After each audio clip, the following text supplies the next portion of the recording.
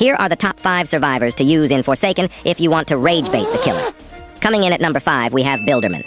He's quite low on this list because his rage bait ability is extremely map dependent. Some maps have little to no good sentry spots, whereas others, like this one on glass houses, are insanely broken and force the killer to take an extremely long detour to get to it and destroy it. On top of the fact that Builderman can provide essentially infinite heals to all survivors, he's bound to annoy killers if you're good with your sentry placements. At number 4, we have 007 and 7. There are so many things that you can do with this character to rage bait killers. For starters, we have the Cool Guy generator tech. At the start of Last Man Standing, use Cool Guy while standing next to an uncompleted generator so the killer sees your aura using the ability. Then, after the aura disappears, enter the generator and the ability will cancel, leaving the killer bamboozled. The other 2 really annoying things you can do as 007 and 7 involve your clones. If you set your clone to cursor, you can create your very own meat shield with your clone. I'm not very good at this because the controller cursor isn't great. Also, the meat shield can be used for parries. If you are 1 HP, use your clone as the killer uses M1, and they will play the kill animation on the clone, allowing you to gain some much-needed distance. Doing this a lot is sure to make the killer mad. At third, we have Taff. I have a confession to make here. I broke my controller's charging cable a few months ago because I was being rage-baited by a team of Taffs so badly.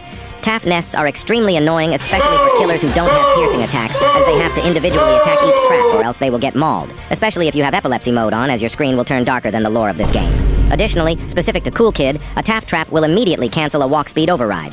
A Taff could be a sitting duck on a generator, but they have a sneaky trip mine placed next to the generator, and it blocks your walk speed override for them. Very annoying. In second place, we have Guest 1337. This survivor is just pure psychological warfare. Let me give you an example. Say I am Noli, and I see a guest far away, so I void rush towards them. We have a whole staring contest as I rush towards him, leading me to believe he will block, so I cancel my rush just before I reach him. But in reality, he is just baiting me, and he was never planning on blocking at all. In fact, staring contests are a fairly common occurrence with guests. It's a test of patience to see whether the guest will yield and block, or stand his ground like the true soldier he is, and wait for the killer to move first. And as a killer, it's infuriating.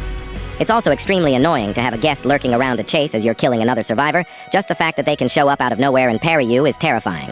Overall, Guest is a character that leaves you with constant paranoia as you chase him, and it's so frustrating when you get parried. And finally, at number 1. I don't know how many of you are surprised at this one, but it's 2-time. 2-times backstabs are so incredibly infuriating, it's crazy. In the background, I'm playing some trick stabs of my own, and with some of them, I'm still shocked that they counted as a backstab. Also, their stealthy playstyle leaves you constantly checking your back for any rats behind you, ready to stab when the time is right. Half the time when you get trick stabbed by a 2-time, it's almost impossible to react to and just feels unfair. As a 2-time main, the amount of threats and toxicity I have received from killers is so absolutely insane that it feels wrong to not put 2-time as the best survivor to rage bait killers with.